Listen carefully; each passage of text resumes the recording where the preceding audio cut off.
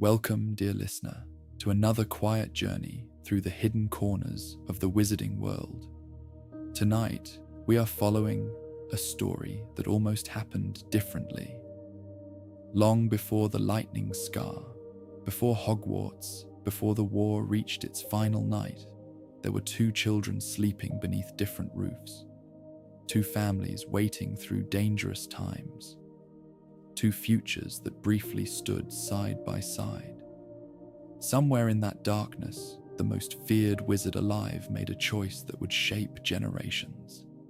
So settle into your comfortable place, close your eyes, and let us begin where this story truly starts, before either boy knew his name. There are some periods in wizarding history that seem louder when viewed from a distance. Looking backward, people remember explosions, battles, famous names, and newspaper headlines. They remember fallen ministries and dark marks hanging over houses. They remember the final duel and the boy who lived. But living through history rarely feels like that. Most of the time, history feels quiet. The first rise of Voldemort did not begin with castles burning. It began with whispers. Long before Harry Potter was born, long before Neville Longbottom took his first steps, Wizarding Britain had already started changing in ways that were difficult to measure at first. People noticed small things, familiar faces disappearing from shops, owls arriving later than usual, families choosing not to travel after sunset. The sort of changes that seem temporary until one morning you realize they have become normal. The magical world had always contained conflict. Wizarding history was full of uprisings, dark wizards, rebellions, and political crises. Hogwarts itself had stood through centuries of instability. But what emerged during the 1970s felt different, because fear itself had changed shape. Fear became ordinary. At first, people argued about him quietly. Some called him simply an extremist. Others called him another failed dark wizard who would disappear after attracting followers for a few years. Few understood what he was building. Tom Riddle had already spent years transforming himself into something else entirely. The handsome student who once charmed teachers and collected awards had long disappeared behind a new name. Lord Voldemort sounded less like a person and more like a threat. That was intentional. Names matter in magical Britain. Names carry history. Names carry family. Names carry power. And Voldemort wanted a name that belonged only to fear. His followers emerged gradually. Wealthy families, bitter families, ambitious families, wizards who genuinely believed his ideas, others who simply feared standing against them. Some joined for ideology. Some joined because power is attractive when society feels uncertain. Many of them already existed quietly within respectable wizarding life. That perhaps frightened people most. Dark wizards were supposed to look dangerous.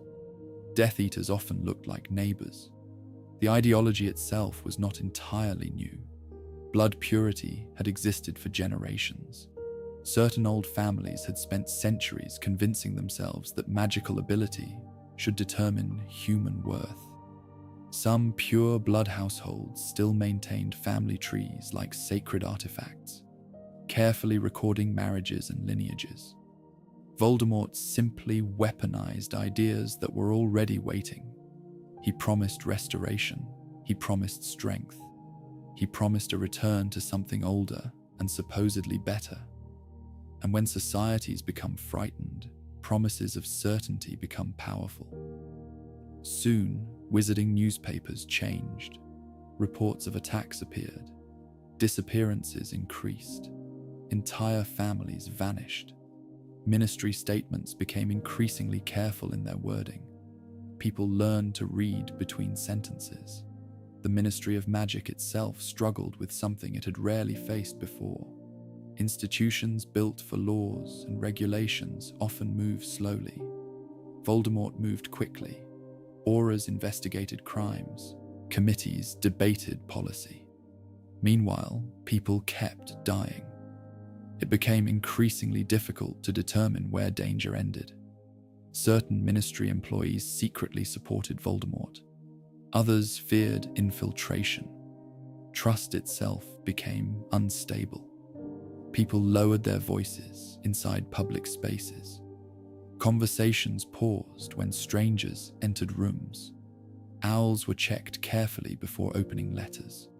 Even Hogwarts, protected by ancient magic and powerful professors, could not fully escape the atmosphere outside its walls. Students arrived carrying stories from home. Parents became more nervous during platform departures. Teachers quietly watched certain families more carefully than before.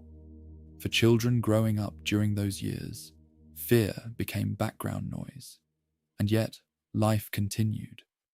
That is perhaps what makes periods like these strange. People still bought cauldrons. Students still complained about homework. Families still celebrated birthdays. The magical world did not stop functioning. It simply became more anxious while functioning. Among those who refused to remain passive were members of a small organization created by Albus Dumbledore, the Order of the Phoenix. Compared to Voldemort's growing network, they were tiny. They had no armies, no official authority, no grand headquarters during the earliest years. Only individuals willing to risk their lives repeatedly because someone needed to resist. Many members were young, dangerously young. Some had only recently graduated Hogwarts. Others already had families. Some would not survive long. The Order gradually became one of the few groups actively challenging Voldemort, rather than merely surviving him. This made them targets. Inside wizarding homes, people began recognizing certain names repeatedly. Families heard about disappearances, murders, attacks. Entire households destroyed. People learned new habits. Protective charms around homes increased. Parents taught children not to trust strangers more carefully. Some households practiced emergency apparition routes. Others quietly discussed what would happen if they needed to leave suddenly. The strange thing about living during war is how quickly impossible ideas become practical discussions. Meanwhile, Voldemort himself became increasingly difficult to understand. Few people saw him directly. Many only knew stories. Some said he could perform impossible magic. Some claimed he could fly. Others insisted he could not die. Rumors grow easily when information disappears. Fear filled empty spaces. Even saying his name became difficult. People stopped using it. He became you-know-who, or simply him. The loss of a name might seem small, but language shapes thought. When people stop speaking names aloud, fear has already changed something important. And somewhere during these years, while all of this unfolded, two separate wizarding families continued living their lives without knowing history was slowly moving toward them. Neither child had been born yet. Neither family understood what waited ahead. There was no prophecy yet, no chosen one, no scar. Only a world growing steadily darker, while ordinary people tried to continue ordinary lives. The war did not create Harry Potter. The war existed first. That matters. Because when people later asked why Voldemort chose one child instead of another, they often imagined a dark wizard standing before two clear paths. History rarely works that way. Choices usually emerge from fear. And fear had already been shaping wizarding Britain for years. By the time prophecy finally arrived, the world had already been waiting for something, or someone, even if nobody yet understood exactly what they were waiting for. There are certain moments in wizarding history that appear strangely small when they first happen. No explosions, no crowds, no famous duels. Just a conversation in an old building above a pub. If events had unfolded slightly differently, the meeting might have passed unnoticed forever. Another unsuccessful interview. Another rainy evening in a village full of secrets. Another old wizard speaking with someone hoping for work. Instead, the entire future of the wizarding world quietly walked upstairs. The village of Hogsmeade had always possessed a certain feeling during evening hours. The narrow streets became quieter after sunset. Windows glowed with candlelight. Shop signs creaked gently in Scottish wind. Students occasionally wandered past, laughing beneath floating lamps, unaware that the village around them contained older things than schools and butterbeer. Near the edge of the village stood an inn with a reputation for attracting unusual people. The Hog's Head. It was not elegant. It was not especially clean. Many visitors preferred other establishments, but places people avoid sometimes become useful places for conversations. On one particular evening, Albus Dumbledore travelled there for what should have been routine business.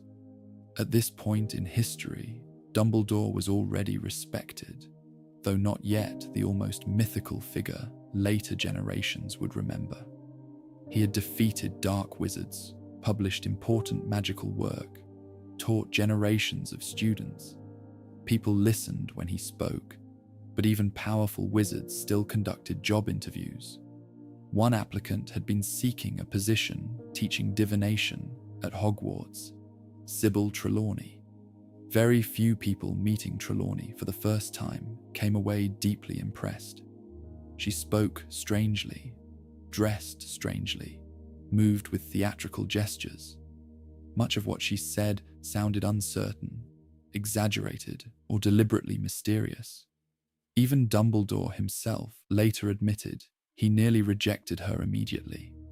Divination itself already occupied an uncomfortable place within magical education. Many witches and wizards considered it unreliable. Some viewed it almost as performance art. Others believed genuine prophecy existed, but was so rare that most practitioners simply guessed until occasionally becoming correct. Trelawney seemed unlikely to change anyone's opinion. The interview itself reportedly went poorly. Dumbledore asked questions. Trelawney answered. Neither seemed particularly convinced.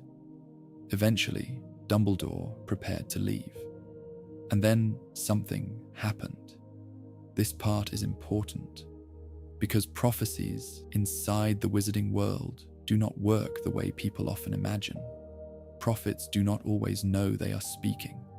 They do not always remember afterward. They do not necessarily understand what they are saying. Real prophecy, according to magical understanding, is rare precisely because it seems disconnected from ordinary thought. Something changes. Something interrupts. And for a brief moment, words arrive from somewhere difficult to explain. Trelawney suddenly changed. Her voice altered. Her posture shifted. And she spoke words that would eventually terrify the most feared wizard alive. The prophecy began quietly. The one with the power to vanquish the Dark Lord approaches, born to those who have thrice defied him, born as the 7th month dies. At this point alone, the prophecy was already dangerous, not because it was clear, because it was vague. Vague information forces interpretation. Interpretation creates mistakes. The prophecy continued. The Dark Lord would mark him as his equal, and either must die at the hand of the other, for neither can live while the other survives. Then it ended, just as suddenly as it began. Trelawney herself reportedly had little understanding afterward. From her perspective, the conversation simply continued, and perhaps history might have changed entirely if only Dumbledore had remained the sole witness. But he was not. Outside the room, another person listened. Severus Snape. At this stage of history, Snape was young, brilliant, bitter, already involved with circles that increasingly connected to dark magic. His loyalty belonged elsewhere. Exactly how much Snape intended to overhear remains unclear. Some versions suggest deliberate spying.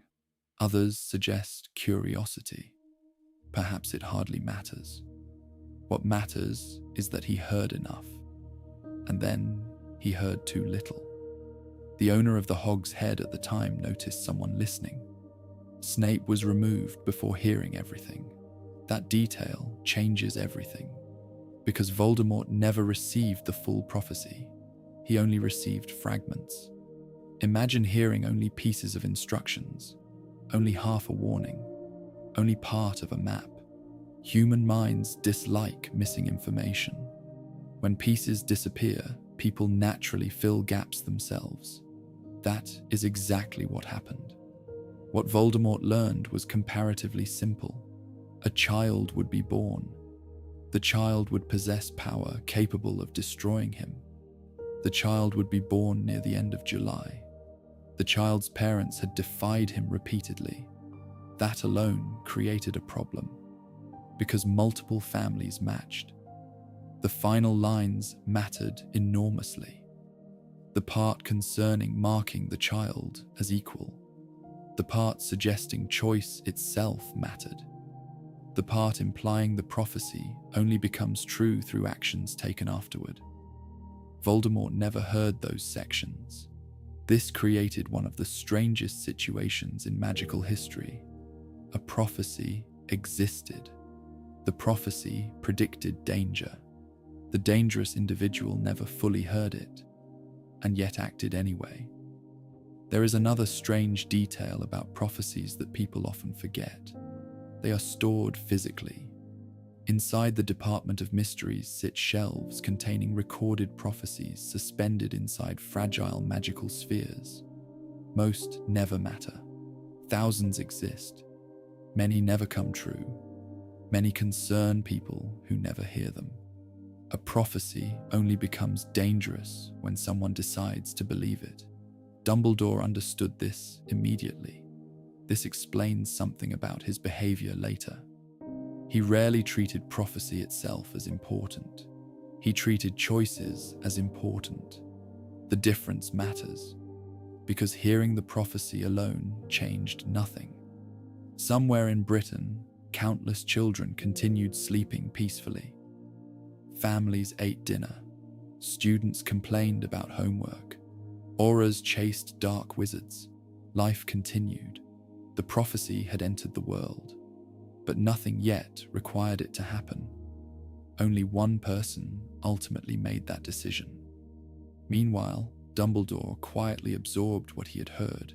He understood enough to recognize danger, enough to realize families might need protection, enough to understand that information itself had suddenly become dangerous. But even Dumbledore could not know exactly what would happen next, because prophecies are frustrating things. They rarely explain themselves. They offer possibilities, fragments, warnings, and perhaps that is why they remain powerful. People fear clear disasters, but they fear uncertain disasters even more. Somewhere after leaving the Hog's Head, perhaps walking through cool Scottish evening air, while Hogsmeade lamps flickered quietly beside empty streets, Dumbledore carried knowledge that would shape decades. Somewhere else, Severus Snape carried partial information toward people far more dangerous. And somewhere beyond all of them, completely unaware, 2 future children still had not yet been born. The prophecy existed before Harry, before Neville, before either family understood their lives had already begun changing. History often works that way. Important events rarely announce themselves. Sometimes they begin as ordinary conversations. Sometimes they begin inside dusty rooms above old pubs. And sometimes the future changes, because someone overhears only half a sentence. As the war continued spreading through Wizarding Britain, life carried on in quieter places. Children were still born.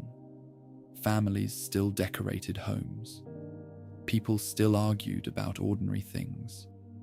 Even during periods of fear, new lives arrive with remarkable indifference toward history. Somewhere during the final days of July, two separate families welcomed sons into a world already growing darker. Neither child understood prophecy. Neither family knew that somewhere inside government archives, words had already been spoken that might one day concern them. At the beginning, they were simply children. The first child arrived on the last day of July, Harry James Potter. He was born to James and Lily Potter during one of the most dangerous periods Wizarding Britain had experienced in generations. His parents were young, very young. Sometimes later, retellings make them seem older because they became symbols so quickly. But they were barely adults. People often forget how young wars force people to become. The second child arrived one day earlier, Neville Longbottom, born to Frank and Alice Longbottom. Like Harry, Neville entered a world where danger already surrounded his family. Like Harry, his parents belonged to the Order of the Phoenix. Like Harry, his parents had repeatedly opposed Voldemort. And like Harry, his future would eventually become tied to events nobody around him could yet understand. The prophecy described a child born as the 7th month dies. It never said only one. That is important, because looking backward makes history feel inevitable. Living through it rarely does. Inside Wizarding Britain, countless families probably celebrated these births without noticing anything unusual. One more Potter, one more Longbottom. Children arrived constantly. The magical world was not waiting outside hospital doors whispering about destiny. Most people simply saw babies. The Potter household and the Longbottom household shared similarities that become increasingly striking when viewed together. Both families had become active opponents of Voldemort. Both were considered dangerous enough to attract attention. Both had already placed themselves repeatedly in harm's way. Both belonged to networks resisting darkness rather than accommodating it. And perhaps most importantly, both families were already used to fear. James Potter came from an old wizarding family, not ancient aristocracy in the same way some pure blood households imagined themselves, but respected and wealthy. The Potters possessed comfortable lives and enough financial security that James never truly needed to worry about money. Yet despite this, James and Lily spent their early adult years fighting in a war that offered very little safety. Lily Potter came from entirely different circumstances. Muggle-born, exceptionally talented, someone whose existence alone contradicted blood purity ideology. Their marriage itself represented something Voldemort despised. Neville's family looked different. The Longbottom name carried enormous respect within magical Britain. Frank and Alice were both Aurors, professional dark wizard hunters. Unlike James and Lily, whose involvement came primarily through the Order, Frank and Alice actively pursued dangerous individuals as part of their profession. This meant something important. The Longbottom household already lived close to violence. Danger was not theoretical. Danger was employment. Their son entered a home where his parents regularly disappeared into uncertain situations. There were other similarities too. Neither child grew up surrounded by ordinary calm. Even as infants, both lived within households shaped by war. Protective enchantments increased. Visitors became more carefully screened. Conversations lowered when children entered rooms. Letters arrived carrying bad news more often than before. The strange thing about babies is that they rarely notice history happening around them. Harry would not remember anxious faces looking toward windows. Neville would not remember protective charms around doors. They would not remember whispered conversations. Adults would remember for them. Perhaps this is why people later became so fascinated by prophecy. People want signs, omens, proof that destiny announces itself clearly. But there were no obvious signs. Harry did not emerge holding magical power beyond normal expectations. Neville did not arrive surrounded by mysterious symbols. Neither infant appeared particularly remarkable. This creates a strange problem for anyone trying to identify future heroes. Children rarely look important. The prophecy had created categories. Reality had created babies. Elsewhere, Albus Dumbledore almost certainly understood the problem. Somewhere in Britain existed at least 2 children matching dangerous criteria. 2 boys born near the end of July. 2 sets of parents who had repeatedly opposed Voldemort. 2 possible futures. And because Voldemort had only heard part of the prophecy, he likely faced the same uncertainty. Imagine attempting to eliminate danger while only knowing fragments. Imagine hearing that somewhere among a small number of possibilities exists someone who may eventually destroy you. Human beings are remarkably poor at handling uncertainty. Voldemort, despite enormous magical ability, remained human in certain important ways. He feared, and fear demands answers. Meanwhile, both families continued living. The Potters spent much of this period increasingly hidden. Order members frequently moved locations. Security increased. Friends became careful. The Longbottoms continued fighting. Frank and Alice remained active participants in a war that showed few signs of ending. The children themselves remained unaware. Harry slept. Neville slept. History moved around them. There is another detail that matters when comparing them. Both children inherited something beyond circumstances: expectations. The Potter name carried reputation. James had been talented, popular, reckless, brave. People already knew who Harry's parents were. The Longbottom name carried different expectations: courage, achievement, professional success. Frank and Alice possessed reputations that made others pay attention. Neither child began life anonymously. This matters because prophecy often feels simpler than reality. People ask why Voldemort chose Harry instead of Neville. The question sounds straightforward, but at this moment in history, the more accurate question would have been different. How could anyone possibly choose? Both families fit. Both boys fit. Both futures remained possible. And while adults worried about war and prophecies and protection, the children themselves did what infants always do. They slept through thunderstorms, cried unexpectedly, grabbed fingers, learned voices, changed the routines of exhausted parents. History would eventually divide their paths, but not yet.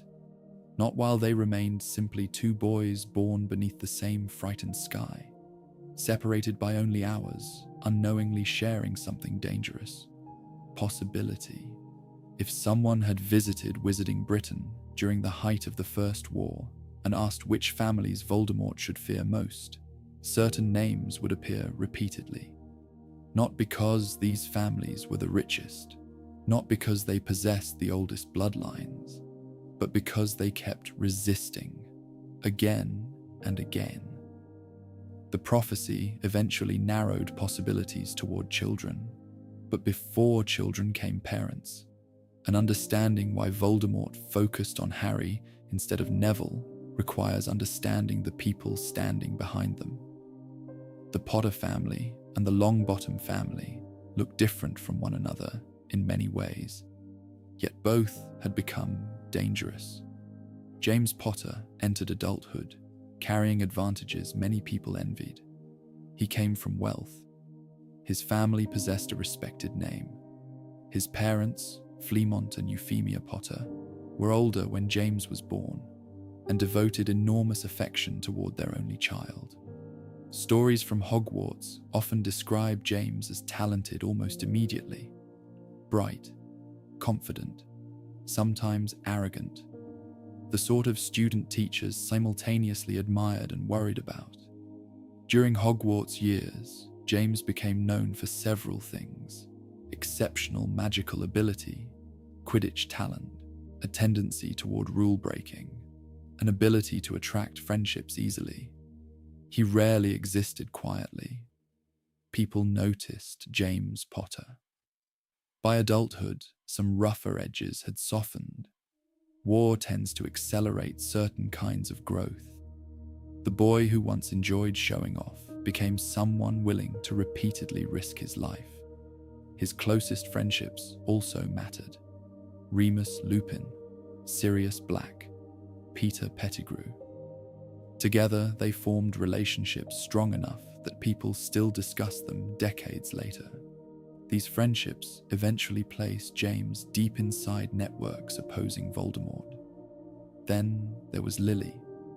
Lily Evans entered Hogwarts from an entirely different world. Unlike James, she grew up outside magical society. Unlike many old families, she inherited no famous surname carrying generations of magical history. What she possessed instead was talent, enormous talent. Even as a child, Lily displayed magical ability strong enough to attract attention. At Hogwarts, professors noticed quickly. So did classmates. She became known not only for intelligence, but for emotional steadiness. Where James often acted first and reflected later, Lily frequently became balance. This combination matters, because people sometimes reduce Harry's parents into symbols: the brave father, the loving mother. Reality appears more complicated. They were young people with flaws and strengths who matured during increasingly dangerous years. Their relationship itself carried symbolic weight. A pure blood wizard, a muggle-born witch, together. To Voldemort's ideology, their marriage already represented something offensive. Their child would represent it even more. By the time Harry arrived, James and Lily had already joined the Order of the Phoenix. This decision deserves attention. Joining the Order was not casual. Members understood risks. People disappeared. People died. Entire families became targets. Yet they joined anyway. Not once, repeatedly. The prophecy later described parents who had defied Voldemort 3 times. This line matters because defiance does not necessarily mean dramatic duels. Sometimes defiance means escaping, refusing recruitment, interfering with operations, fighting directly, surviving. Whatever precise events qualified the Potters, Voldemort already knew their names. That alone was dangerous. Meanwhile, elsewhere in Wizarding Britain, another family continued building an equally intimidating reputation: the Longbottoms. Frank Longbottom rarely receives as much attention as James Potter in later retellings. This is partly because history remembers survivors differently. But during the war itself, Frank possessed something James did not: professional authority. Frank Longbottom was an aura. This meant his daily life already involved hunting dangerous wizards. Unlike civilians resisting through secret organizations, auras actively confronted threats. Their profession required combat ability, investigation, risk, experience. Frank developed reputations inside precisely the sort of circles Voldemort disliked. Then there was Alice. People sometimes forget Alice Longbottom was also an aura. Not merely the wife of one, an aura herself. This matters enormously, because when imagining Neville's household, people often unconsciously picture something softer than reality. The Longbottom home likely contained two highly trained dark wizard fighters, two professionals, two people accustomed to danger, two people who repeatedly chose difficult work during increasingly impossible conditions. Together, Frank and Alice represented something unusual, a household where both parents actively hunted darkness. If the Potters symbolized resistance, the Longbottoms symbolized pursuit. The war shaped both families differently. James and Lily increasingly moved towards secrecy. Frank and Alice increasingly moved toward confrontation. Yet the results looked similar. Both families became targets. Both families accumulated enemies. Both families learned routines built around danger. Imagine ordinary evenings inside these homes. Doors checked more carefully. Protective enchantments renewed. Windows examined. Visitors verified. Letters opened cautiously. Children carried through rooms, while adults quietly discussed threats nearby. War rarely exists continuously. Most of the time it appears between ordinary moments. That may be what makes these families interesting. They were not constantly fighting. Sometimes they were simply eating dinner, talking quietly, holding children, planning tomorrow. Meanwhile, somewhere else, Voldemort continued expanding influence. Eventually, names repeated often enough that patterns emerge. Potter, Longbottom, Order members, Auras, Resistors, difficult people, dangerous people. There is another important difference between these families: age. James and Lily were extremely young, barely adults. Frank and Alice appear slightly older, more professionally established. This changes perception. When people imagined the Potters, they often saw brilliant young fighters. When people imagined the Longbottoms, they likely saw established professionals, which appears more threatening. The answer depends entirely upon perspective. To someone fearing ideological opposition, perhaps the Potters. To someone fearing trained combatants, perhaps the Longbottoms. The prophecy complicated this further, because now these families possessed children. Children born inside households already marked by war. And perhaps this is where hindsight becomes dangerous. People know Harry survives. People know Neville does not become the chosen one. So later generations unconsciously search for reasons making outcomes obvious. But if someone living during the war examined both households honestly, obvious answers become difficult. Both families fought. Both resisted. Both already suffered.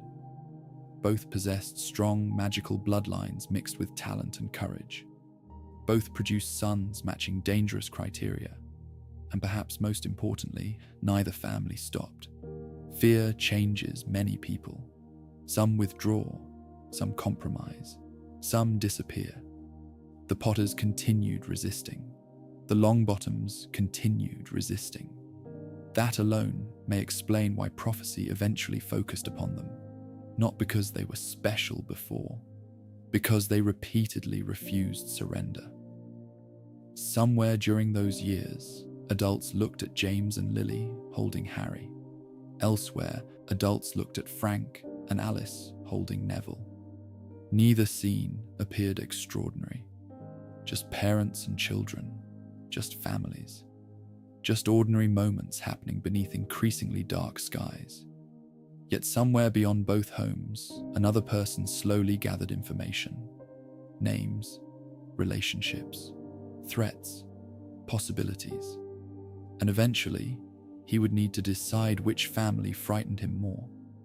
There is something strangely unsettling about incomplete information. A wrong answer can sometimes be corrected. No information at all leaves room for caution. But partial information creates confidence. Confidence creates decisions, and decisions change history. When people discuss why Voldemort chose Harry Potter, instead of Neville Longbottom, they often imagine him studying the prophecy carefully, examining every possibility, perhaps weighing options with cold precision. That is not what happened. The most feared dark wizard in modern history never heard the entire prophecy. Everything that followed emerged from missing pieces. This matters more than almost anything else, because when examining Voldemort's decision, we must begin not with what we know. We must begin with what he knew.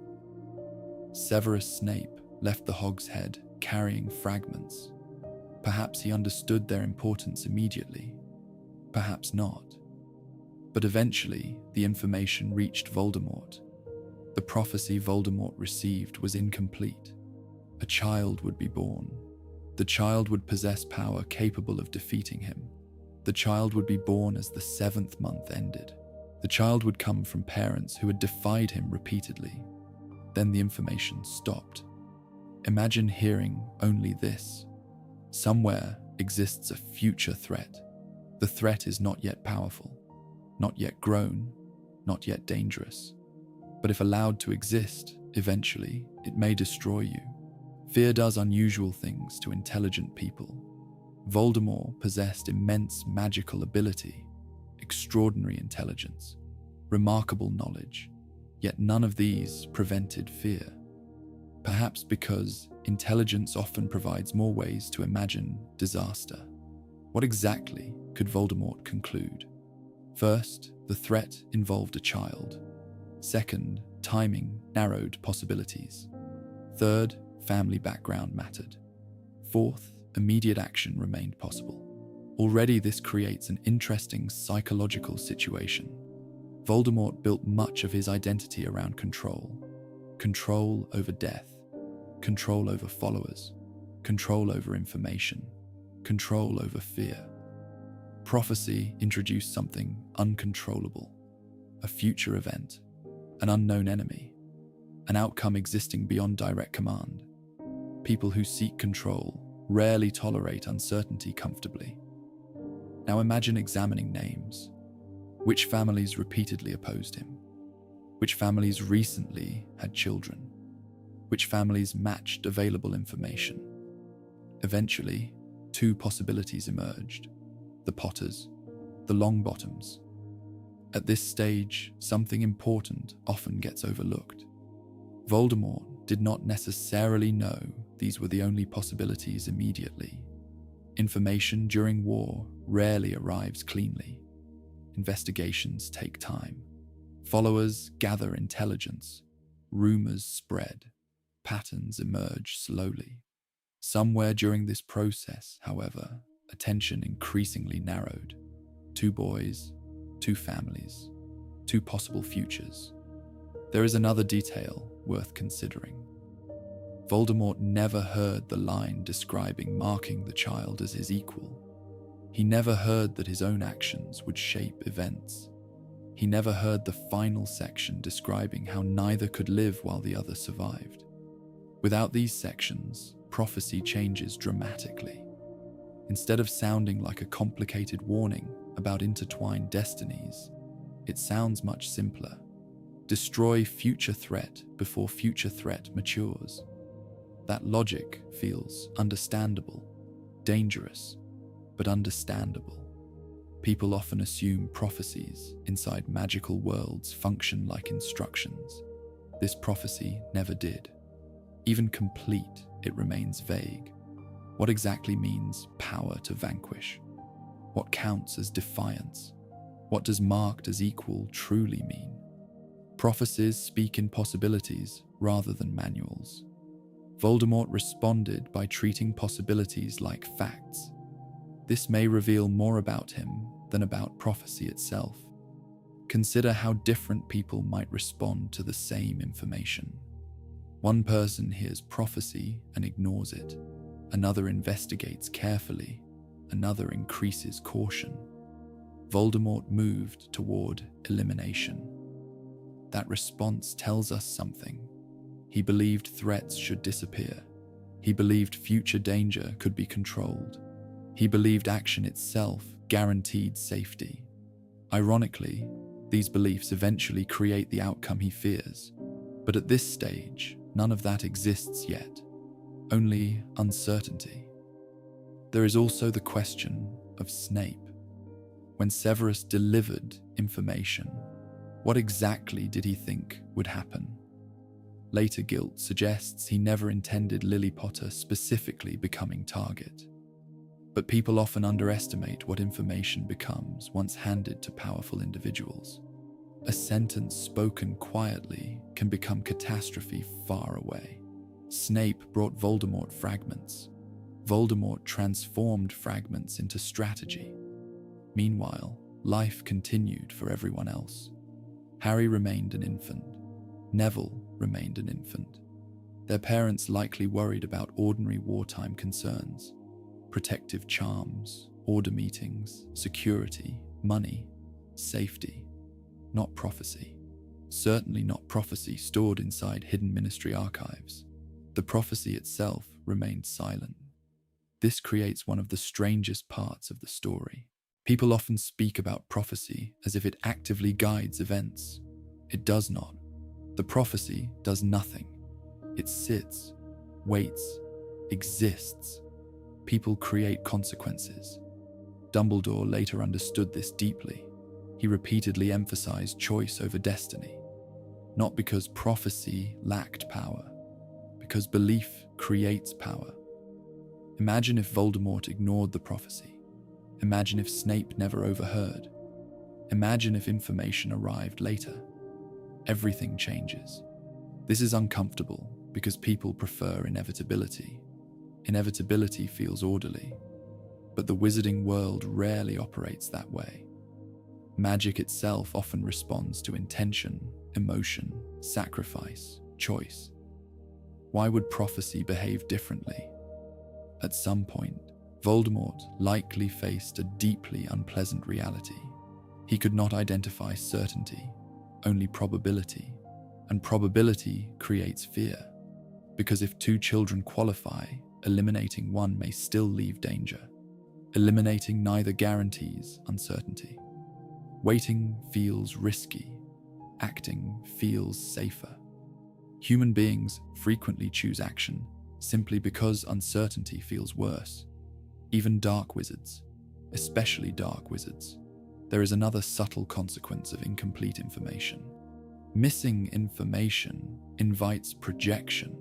People fill empty spaces using existing beliefs. Voldemort already possessed beliefs. He believed power mattered, blood mattered, weakness deserved removal, control prevented vulnerability. When information disappeared, these beliefs likely filled gaps automatically. This explains why asking what Voldemort heard matters more than asking what prophecy meant. Because decisions emerge from perception, not objective truth. Somewhere during this process, names increasingly repeated: Potter, Longbottom, Order, Resistance, Children, Possibility. Fear slowly transforms possibilities into targets. Eventually, Voldemort would choose, but not yet, not immediately. Because before choosing Harry instead of Neville, he first needed to confront something he rarely tolerated. He needed to admit he did not know, and perhaps that uncertainty frightened him more than either child ever could. If two children fit the prophecy, and if Voldemort only heard part of the warning, then eventually another question appears. Why Harry? Why not Neville? Many explanations have been suggested over the years. Some focus on prophecy, some focus on coincidence, some focus on love. But perhaps the strangest explanation comes from Voldemort himself.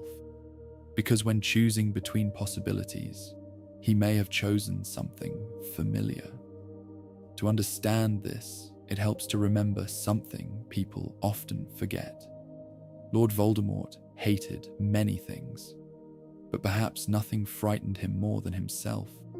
Tom Riddle entered the world as someone caught between categories. His father was a muggle. His mother came from an ancient magical bloodline. He spent childhood inside a Muggle orphanage. He later entered Hogwarts carrying enormous magical ability and enormous resentment.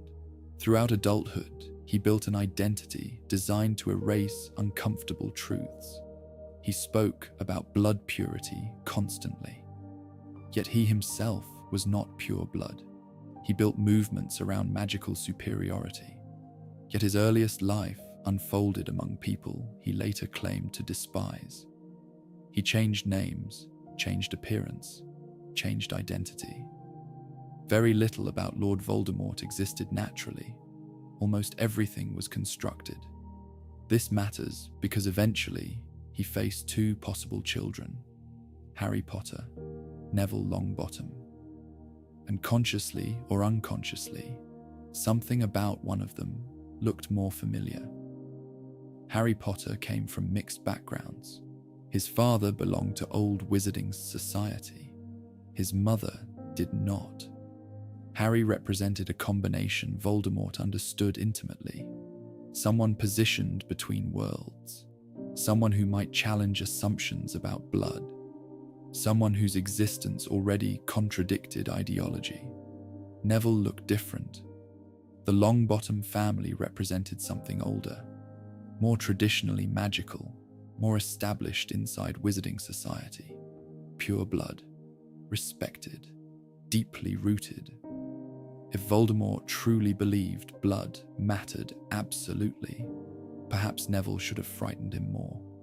Yet history suggests something different. Sometimes people fear mirrors more than opposites. Voldemort spent enormous effort denying similarities between himself and others. This becomes obvious later. He reacts violently whenever similarities emerge. He dislikes reminders of childhood, dislikes reminders of dependence, dislikes reminders of mortality. And eventually, even Harry himself unsettles him, because parallels become increasingly difficult to ignore. Both half-blood, both orphans, both exceptional students, both raised partially outside ordinary wizarding family life. The similarities appear uncomfortable. Perhaps they were uncomfortable from the beginning. There is another detail worth considering. Voldemort consistently underestimated forms of power he did not personally value. Love, family, connection, sacrifice. He understood magical power. He understood intelligence. He understood ambition. But emotional bonds often appeared irrational to him. When examining possible threats, perhaps he naturally focused upon magical identity rather than emotional environments. Harry, born from a union Voldemort himself might have recognized in distorted ways, may have seemed more significant, more understandable, more threatening. People sometimes imagine Voldemort sitting carefully analyzing bloodlines like mathematic equations. Reality may have been messier. Fear rarely produces perfect logic. Fear often searches for patterns. Consider Tom Riddle as a child, a boy who discovered he was special while living among people who were not. A boy who learned separation early. A boy who responded to loneliness by pursuing control. Now imagine hearing about another child, half-blood, unusual circumstances, parents actively resisting. Perhaps similarity itself becomes uncomfortable. Perhaps uncomfortable things attract attention. Meanwhile, Neville remained different in subtle ways. Pure blood, old family, professional magical household, surrounded by generations of magical identity. Neville resembled many other wizarding children. Harry resembled Voldemort more.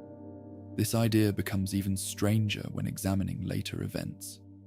During Harry's second year, Tom Riddle's memory inside the diary becomes fascinated with Harry almost immediately. He asks questions, studies him, examines similarities. Later, Voldemort himself repeatedly comments on parallels. The connection clearly matters psychologically, perhaps because recognizing similarity threatens carefully constructed identities. There is also the issue of blood purity ideology itself. People sometimes assume extremists always behave consistently. History suggests otherwise. Ideologies often function less like rules and more like tools. Voldemort frequently recruited talented witches and wizards, regardless of rigid purity standards when useful. Power interested him more than consistency. This suggests another possibility. Perhaps Harry's mixed background did not reduce threat. Perhaps it increased it. After all, Voldemort himself became extraordinarily powerful, despite identical blood status. If he believed himself exceptional, why assume another half-blood could not become exceptional too? There is something quietly tragic about this possibility. Imagine spending your life constructing a new identity, hiding origins, rejecting parts of yourself, then hearing prophecy describing possible future enemy, and unconsciously selecting the child closest to who you once were. The wizarding world often treats magic as mysterious. Human psychology may be stranger. Meanwhile, neither family understood these calculations. James and Lily likely worried about immediate survival. Frank and Alice continued dangerous work. Harry remained an infant. Neville remained an infant. Adults argued about security. Children learned to sleep. Far away, another person gradually transformed incomplete information into personal fear. Some explanations suggest Voldemort deliberately chose Harry because Harry was half-blood like himself. Dumbledore later offers this interpretation. Importantly, Dumbledore says Voldemort chose the half-blood like himself. Notice the wording, chose. This is crucial. Prophecy did not choose. Magic did not choose. Voldemort chose. Choice appears again. Always choice. Perhaps this explains why the question remains fascinating. Because if Harry became target through conscious selection, rather than destiny, then history changes shape. The chosen one becomes less inevitable, more accidental, more human. Neville remains possible. Harry becomes selected. There is a difference, and somewhere inside that difference sits one uncomfortable possibility. When Voldemort looked toward the future and searched for someone dangerous, perhaps what frightened him most was not an unknown child. Perhaps what frightened him was recognition. There is a strange thing that happens when history chooses one path. People slowly forget the others existed. Ask most witches and wizards about prophecy, and eventually conversation returns to Harry Potter. The lightning scar, the chosen one, the boy who lived. But for a brief period, before choices became history, Neville Longbottom stood beside Harry in possibility. And when looking carefully, there are moments when Neville appears not merely possible, but perhaps even more dangerous. The Longbottom family already carried a reputation long before Neville learned to walk. Frank and Alice Longbottom were not simply participants in resistance. They were auras, professional dark wizard hunters. People trusted with responsibilities few others received. This matters because professional reputation shapes perception. Imagine hearing prophecy describing a future threat, then examining candidates. One family contains 2 highly trained magical law enforcement officers actively fighting your followers. That alone attracts attention. The Longbottom household represented something Voldemort had reason to dislike: competence, experience, persistence.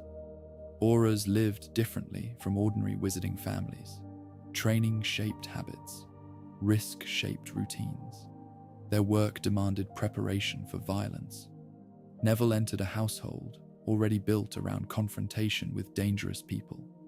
There is another important difference between Neville and Harry: the Longbottom name itself. Some wizarding families possess names carrying weight beyond simple recognition. Longbottom belonged among them, not necessarily because they were the wealthiest, not because they were politically dominant, but because generations had established respectability and magical achievement. This creates an interesting possibility. From one perspective, Harry Potter represented symbolic resistance. From another perspective, Neville Longbottom represented institutional resistance. One family fought, the other family professionally hunted. Which appears more threatening depends entirely upon perspective. There is also Augusta Longbottom. Neville's grandmother would later become famous for terrifying determination and extremely high expectations. Even before Neville's birth, the Longbottom family already possessed strong personalities and strong traditions. Augusta herself belonged to the sort of wizarding culture where resilience was expected rather than admired. When people later discuss Neville becoming brave, they sometimes describe it as transformation. Perhaps it was inheritance, because courage appears repeatedly around him. There is another uncomfortable question. What if Voldemort had chosen correctly but selected the wrong child? History makes Harry's importance obvious because we know outcomes. But imagine viewing events before those outcomes exist. Neville's parents remained active combatants longer. The Longbottom family continued direct confrontation. The Potters increasingly moved toward hiding. Purely from a military perspective, perhaps Neville's family looked more dangerous. And then there is Neville himself. The version of Neville most people remember initially appears awkward, forgetful, nervous, constantly misplacing things, struggling academically. This image becomes powerful because it arrives first. But first impressions create problems, because eventually Neville reveals something else entirely. Consider what Neville becomes when placed under pressure. He repeatedly returns to danger despite fear. He joins resistance movements. He stands against friends when necessary. He fights during battles vastly beyond his experience. He survives torture, occupation, loss, humiliation, and continues. There is a particular pattern with Neville. Confidence arrives slowly, but courage exists almost immediately. These are different things. This raises difficult questions. Suppose Voldemort attacks Neville instead. Suppose Neville survives. What kind of child emerges from that experience? Would he grow stronger earlier? Would he develop differently? Would prophecy attach itself to him instead? These questions remain impossible to answer fully. Yet they reveal something important. Neville possessed raw material prophecy could work with, perhaps more than people initially realize. There is another moment worth examining. During Hogwarts years, Neville repeatedly demonstrates unusual resilience around fear. This seems small initially. He fears professors, fears failure, fears embarrassment, yet continues acting anyway. This distinction matters enormously.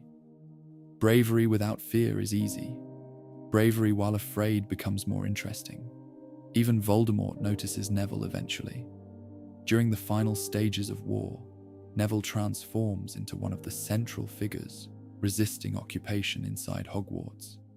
He organizes students, maintains morale, accepts punishment repeatedly, refuses surrender. These behaviors do not appear suddenly. They emerge gradually. Perhaps they were always there. If prophecy concerns potential rather than current ability, Neville clearly possessed potential. There is also the matter of pure blood status. Some people argue Voldemort should logically fear Neville more, because Neville belonged to old wizarding bloodlines. This argument contains strange contradictions. Voldemort publicly praised blood purity. Privately, he often exploited it. Would pure blood status make Neville more threatening? Perhaps. Would it make Neville easier for Voldemort to understand? Also, perhaps. This creates another possibility. Maybe Neville actually looked more dangerous objectively, while Harry looked more dangerous psychologically. These are not identical things. Imagine Voldemort examining possibilities. The Longbottoms, professional fighters, established magical family, pure blood, respected. The Potters, young resistors, mixed blood family, symbolic marriage, closer psychological parallels. Neither option appears obviously correct. This may explain why discussions continue decades later. Because unlike many fictional mysteries, this one genuinely contains ambiguity. There is one final detail making Neville difficult to ignore. The prophecy described someone with power to vanquish the Dark Lord. People naturally imagine this means direct confrontation. Perhaps not. Neville ultimately destroys the final Horcrux. Without that action, Voldemort survives longer, perhaps indefinitely. This creates uncomfortable hindsight. The child not chosen eventually performs one of the most essential acts anyway. History sometimes behaves like this. Possibilities disappear, then quietly return later. Perhaps this is why Neville remains fascinating. Not because he almost became the chosen one, because in many ways, he never completely stopped being a possibility. Somewhere during those years before history settled permanently, two infants slept beneath separate roofs. One eventually received scars. One did not. But if someone had looked only at courage, only at family, only at resistance, only at potential, the answer may not have appeared obvious at all. And perhaps that uncertainty is exactly what frightened Voldemort in the first place. At some point, uncertainty becomes unbearable. Questions eventually demand answers. Possibilities demand decisions. And once decisions happen, history begins narrowing. For a long time, Voldemort existed in an uncomfortable position. He possessed incomplete prophecy, 2 possible children, 2 possible families, too much uncertainty. People sometimes imagine the decision arriving suddenly, a dramatic realization, a moment of inspiration. History rarely behaves that way. More often, choices slowly become smaller until one path remains. The Potters gradually move toward the center of Voldemort's attention, partly because of prophecy, partly because of information, partly because of fear, and partly because other people made choices around him. Among those people stood Severus Snape. This part matters enormously, because without Snape, events may have unfolded differently. Snape existed in strange spaces during these years, talented enough to attract dangerous people, loyal enough to deliver dangerous information, yet emotionally connected to someone standing directly inside danger. Lily Evans, later Lily Potter. For years, their relationship had changed shape repeatedly. Friendship, distance, resentment, regret. But some attachments survive, even when relationships do not. When Snape eventually realized prophecy information endangered Lily specifically, something changed. He had carried information toward Voldemort without fully understanding consequences. Now consequences possessed a face, a name, someone he loved. Fear changes people. Guilt changes them faster. Exactly how Voldemort finally narrowed focus remains partly uncertain. But eventually, attention moved increasingly toward James and Lily.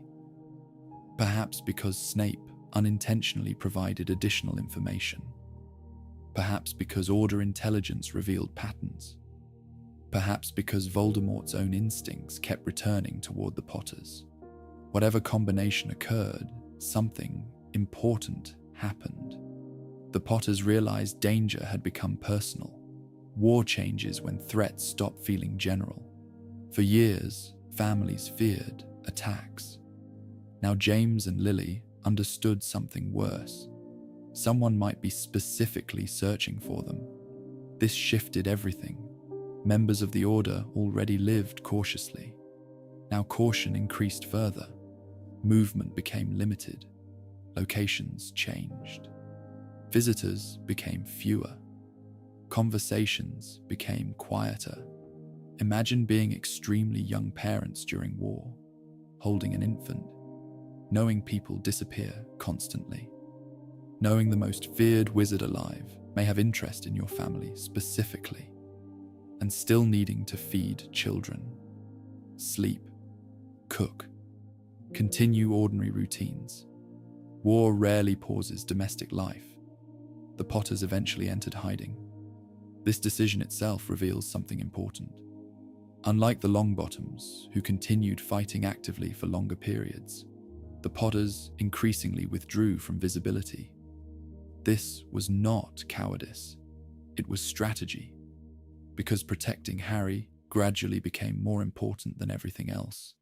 Yet hiding creates strange emotional consequences. Homes become smaller, days become repetitive, isolation increases. People begin measuring safety differently, not by freedom, by survival. Somewhere during this period, another magical protection entered the story, the Fidelius Charm, among the most powerful protective enchantments known, complicated, difficult, based entirely around trust. A secret becomes hidden inside a person. As long as the secret keeper remains loyal, information becomes nearly impossible to obtain. This was not ordinary protection. This was desperation protection. The Potters chose it because ordinary safety no longer felt sufficient. There is something quietly tragic about this. James Potter spent years fighting openly. Now survival required disappearing. Lily Potter entered a war resisting fear. Now fear determined daily routine. Meanwhile, Harry remained too young to understand any of it. He likely experienced smaller worlds, fewer visitors, more anxious adults, perhaps longer periods indoors. Children adapt easily, adults struggle more. At the same time, the Longbottom family continued existing inside danger differently. Frank and Alice remained active longer, still fighting, still working, still resisting. This creates another important observation. If Voldemort truly wanted easiest targets, the Potters should appear harder, hidden, protected, increasingly isolated, yet attention remained. Why? Because by this point, choice may already have happened psychologically. Once people convince themselves something represents danger, evidence often reorganizes around that belief. Voldemort increasingly believed Harry mattered, and beliefs become powerful. There is another detail often overlooked. The prophecy never named Harry, never named Neville. Voldemort himself performs selection. This means eventually he stops searching for possibilities. He starts searching for one family, one child, one answer. That shift changes everything, because once Harry becomes target, events begin reorganizing around Harry. Protection increases around Harry. Snape panics about Harry. Dumbledore protects Harry. People hide because of Harry. Choice creates momentum. Eventually, Voldemort discovered the Potter's location, not through magical superiority alone, not through prophecy, through betrayal. Peter Pettigrew. The smallest decisions often produce the largest consequences. The Fidelius Charm relied upon trust. Trust created vulnerability. James and Lily believed someone close would protect them. Instead, information moved quietly elsewhere. This part often receives attention because betrayal feels dramatic. But consider what it actually meant. a young family spent months hiding, building routines around safety, believing protection worked, holding a child, planning tomorrow, while elsewhere someone already carried the address. There is another painful detail. Voldemort offered Lily opportunities to survive, not because prophecy demanded it, not because mercy existed, because Snape requested it. Again, choices. Always choices. Without Snape caring about Lily, events change. Without Voldemort agreeing temporarily, events change. Without Pettigrew betraying, events change. The path toward Godric's Hollow appears less like destiny and more like accumulated decisions. Meanwhile, Neville continued existing elsewhere, still possible in theory, increasingly irrelevant in practice. This may be the strangest part. Neville does not stop fitting prophecy. Voldemort simply stops looking. History narrows, not because alternatives disappear, because attention does. Eventually, the situation becomes simple. The Potters remain hidden. Harry remains alive. Voldemort knows where they are. Halloween approaches. And somewhere inside all these decisions sits the central answer. Why Harry instead of Neville?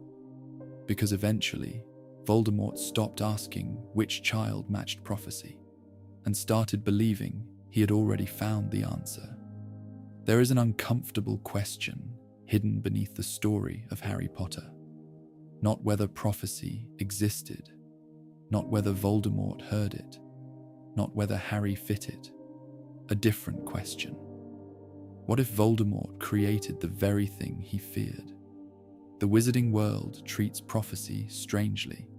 People respect it, fear it, store it inside government departments, build stories around it. Yet when examined closely, prophecy behaves less like certainty and more like possibility. This distinction matters, because the prophecy concerning Harry Potter contains something unusual. It never clearly says the child automatically becomes dangerous. Instead, it describes someone with the power to defeat the Dark Lord. Then something important happens. The Dark Lord marks him as his equal. Notice the order: potential first, choice second, consequences afterward. This creates strange implications. Imagine prophecy existing quietly inside the Department of Mysteries, stored beside thousands of others, never overheard, never delivered, never feared. What changes? Harry still exists. Neville still exists. The Potters remain targets of war, perhaps, but not necessarily specific obsession. The Longbottoms continue fighting. History moves differently. This possibility bothered Albus Dumbledore deeply. Dumbledore spent enormous amounts of time around powerful magic, enough time to become suspicious of certainty. When discussing prophecy later, he repeatedly returns to choice. Not because prophecy means nothing, because prophecy alone accomplishes nothing. There is a scene years later when Harry finally learns the full prophecy. His immediate reaction feels understandable. He hears destiny, obligation, inevitability.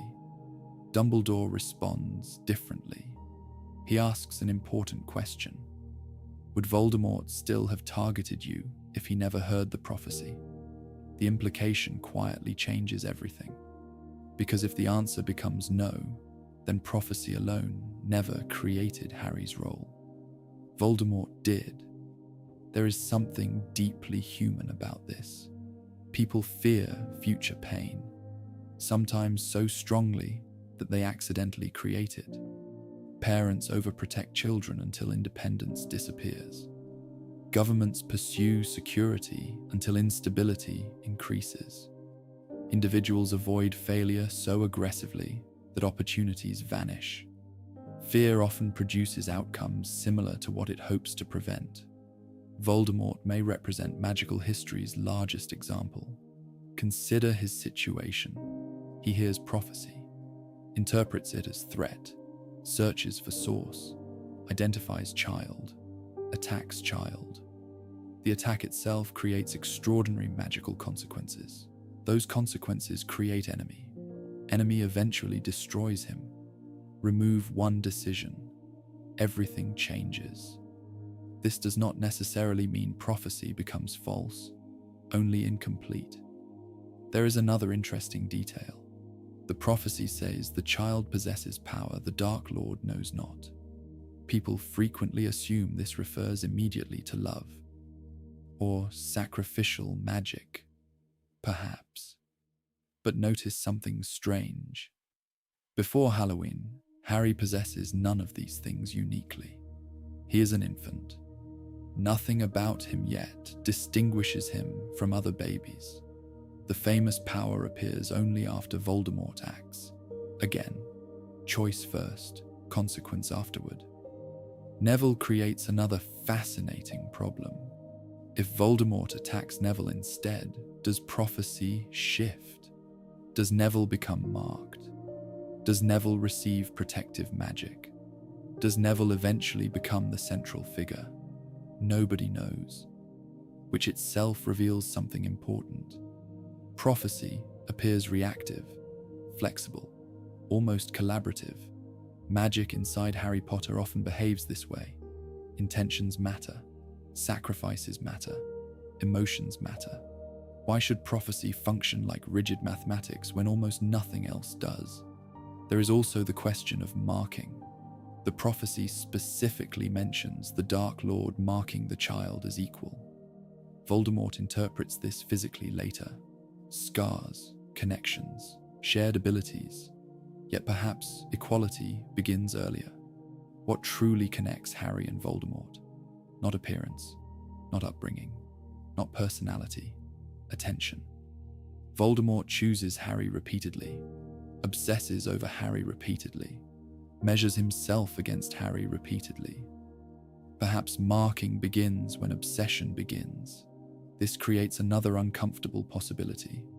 Without Voldemort's fixation, Harry may simply become another wizard. Talented perhaps, brave perhaps, but ordinary. Imagine alternative history for a moment. Voldemort ignores prophecy, continues war, eventually perhaps wins, perhaps loses, but Harry grows normally. Neville grows normally. The prophecy remains dormant possibility. This feels strange because people prefer heroes destined from birth. Destiny feels cleaner, less frightening. If Harry becomes hero through accumulated choices rather than predetermined certainty, then responsibility spreads across many people. Snape, Pettigrew, Dumbledore, Lily, James, Voldemort, even Harry himself later. History becomes messier, more human. There is another irony here. Voldemort spent enormous effort avoiding death, Horcruxes, control, planning, manipulation. Yet prophecy frightened him enough to behave recklessly. Fear of death often creates strange priorities. Instead of ignoring uncertain threat, he attempted elimination. Ironically, this may represent one of the least rational decisions of his life, because before Godric's Hollow, prophecy remains possibility. After Godric's Hollow, prophecy becomes story. Stories gain power. People remember stories. Children hear stories. Movements organize around stories. Voldemort transformed abstract danger into narrative, and narratives survive longer than fear. Dumbledore understood this eventually, perhaps immediately. He rarely speaks about prophecy with excitement. Often he sounds tired, cautious, almost irritated, because prophecies create traps. People hear them and stop examining choices, yet choices remain everywhere. Harry later chooses friendship repeatedly, chooses sacrifice repeatedly, chooses mercy repeatedly. None of these emerge automatically from prophecy. These emerge from character, which raises perhaps the strangest question. When Voldemort walked toward Godric's Hollow, who exactly carried power over the future? the infant sleeping upstairs, the prophecy sitting inside ministry archives, or the frightened dark wizard making decisions based on incomplete information.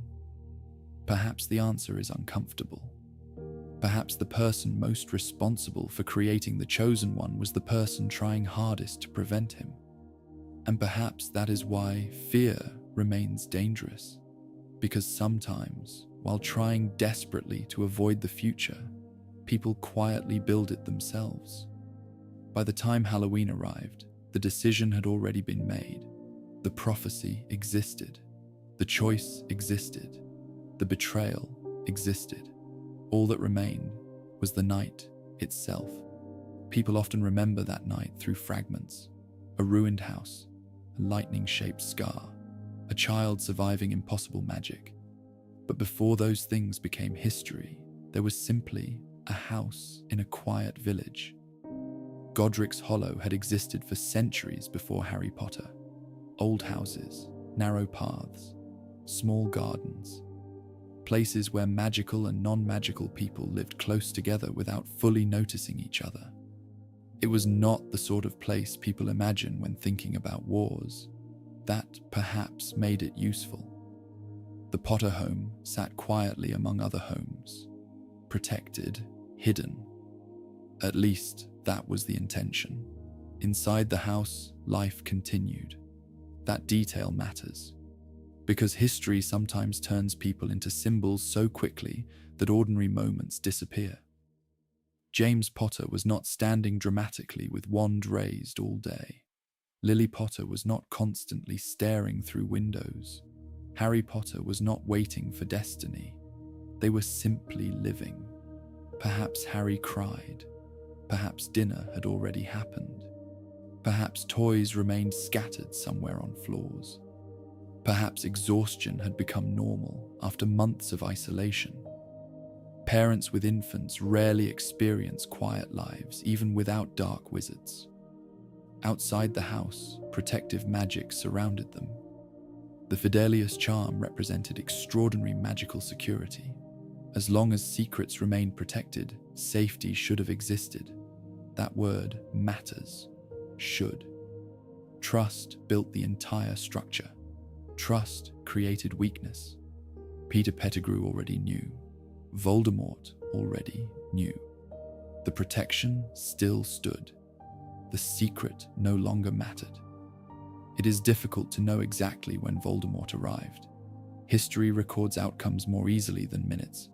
What matters is that eventually he stood outside, perhaps looking at an ordinary house, perhaps looking toward windows glowing with warm light, perhaps believing history would become simple within moments.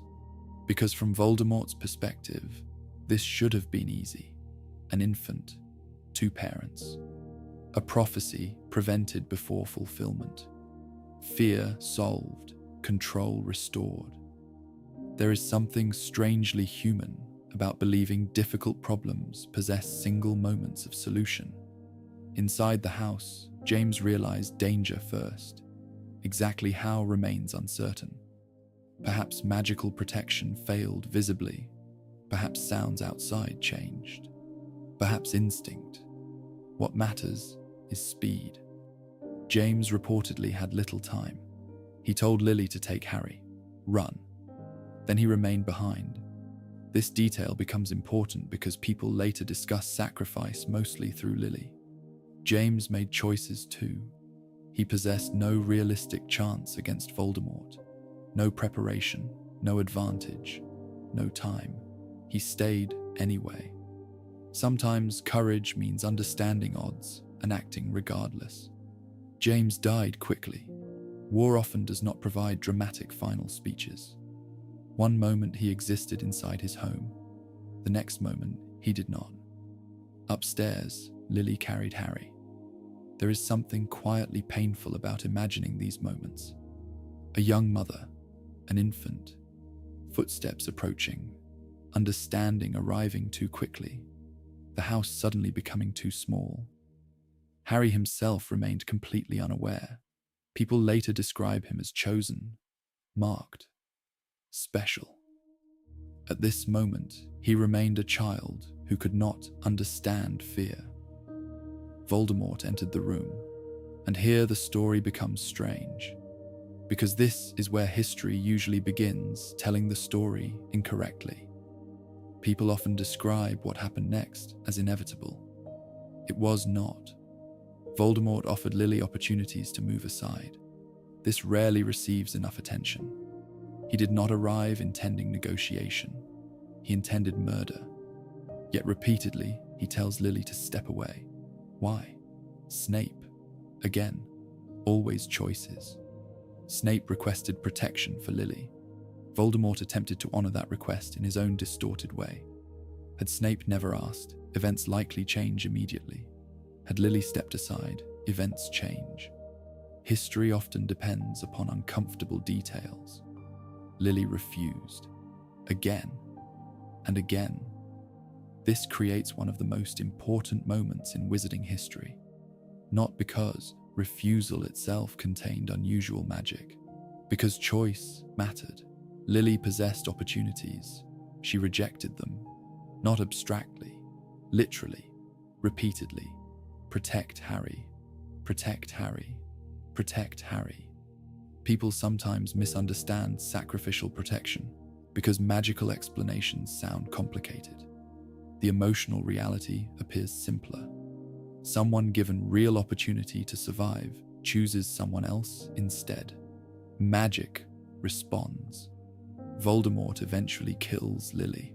Now only Harry remains. Imagine Voldemort standing above a child. Everything appears finished. The prophecy threat reduced to infant. Parents dead. Resistance meaningless. Victory moments away. He casts the killing curse. Then history breaks. Magic rebounds. The curse destroys Voldemort's body.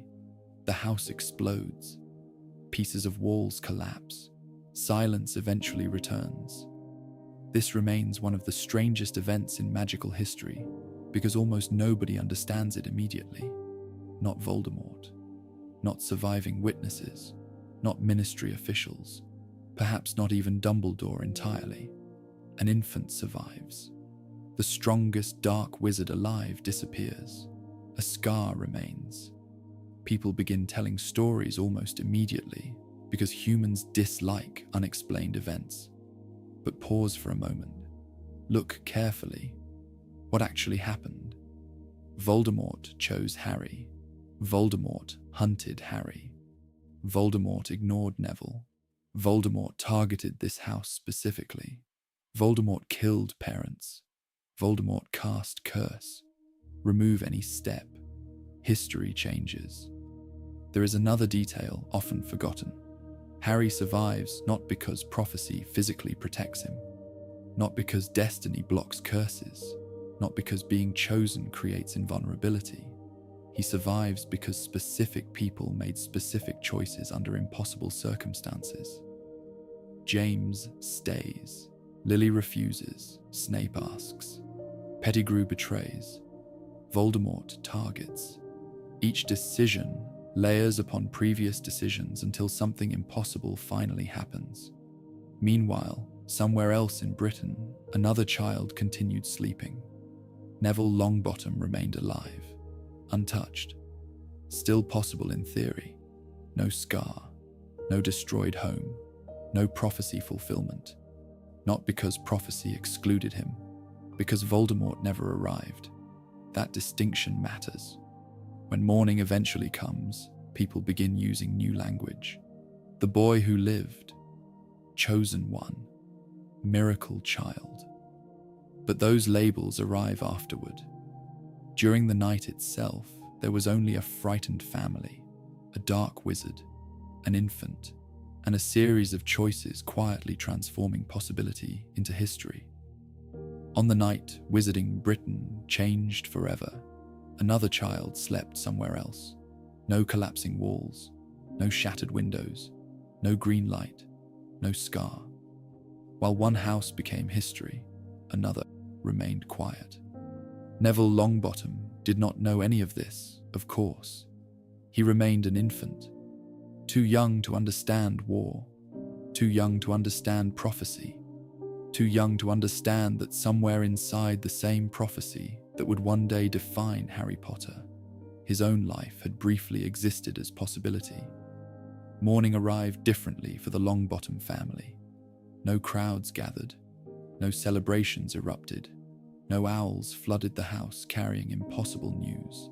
Frank and Alice Longbottom simply continued living, at least for a while. This creates a strange contrast. People often imagine history changing instantly. Sometimes it does. Sometimes consequences arrive later. For the Potters, tragedy and transformation happened together. For the Longbottoms, tragedy arrived slowly, almost quietly. The First Wizarding War effectively ended after Voldemort disappeared. This part sometimes surprises people. Not because every Death Eater suddenly vanished, not because fear disappeared immediately, but because much of Voldemort's movement depended upon him. Without leadership, structures collapsed. Followers scattered. Some denied involvement. Some fled. Some were captured. Wizarding Britain slowly moved from survival toward recovery. Recovery is a strange word, because it suggests something returns to normal. Very little did. The Longbottom family entered this period still carrying important roles. Frank and Alice remained Aurors, experienced, respected, still actively involved with dangerous work. Victory does not instantly remove danger when many dangerous people remain free. Among those remaining free were several Death Eaters unwilling to accept Voldemort's disappearance. This becomes important, because while most people celebrated peace, others searched desperately for answers. Where was Voldemort? Had he truly died? Could he return? Certain followers refused to believe disappearance meant defeat. Bellatrix Lestrange belonged among them. Fanaticism creates strange loyalties. Bellatrix did not simply serve Voldemort. She worshipped him. And people who worship often react badly when belief encounters reality. Eventually, attention turned toward the Longbottoms. Why exactly remains partly uncertain. Perhaps because Frank and Alice were skilled Aurors. Perhaps because Death Eaters believed they possessed information. Perhaps because vengeance mattered. What matters is outcome. One family escaped prophecy, then encountered different horror. Imagine the strange unfairness of this. The child not chosen survives one catastrophe, only for another to arrive. Frank and Alice were captured, tortured, repeatedly, using magic specifically designed for suffering. The Cruciatus Curse exists for pain, nothing else. Not interrogation alone, not imprisonment, pain, again and again. People often describe these events briefly because they feel uncomfortable.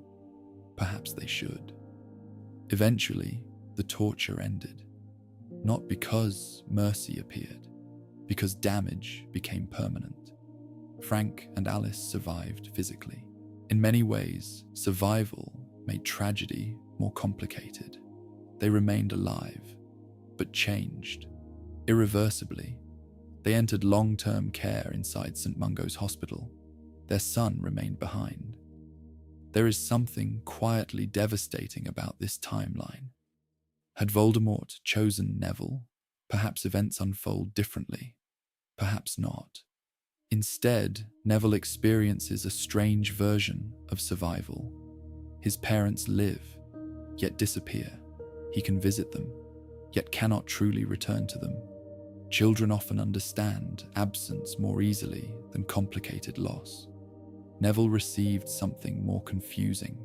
He grew up knowing his parents existed, knowing they loved him once, knowing they could not fully return. This shapes people, because grief usually provides endings. Neville received continuation. Years later, visitors to St. Mungo's see small details. Alice Longbottom occasionally recognizes something. hands wrappers to Neville, offers tiny gestures, moments appearing almost accidentally. These scenes matter because they reveal something important. The Longbottom tragedy did not occur once. It repeated continuously. Every visit, every reminder, every holiday. Meanwhile, Wizarding Britain told different stories. Harry Potter became famous almost immediately. Neville Longbottom did not. Harry became symbol. Neville became private sadness. One child entered history books. The other entered hospital visitation schedules. Yet consider something interesting. Both children grew up without parents. Not identically, but similarly enough, Harry grew up with relatives. Neville grew up largely under grandmother's care. Both inherited stories rather than normal childhoods. Both entered Hogwarts carrying invisible weight. People often imagine chosen ones as uniquely burdened. Perhaps burden simply looks different from outside.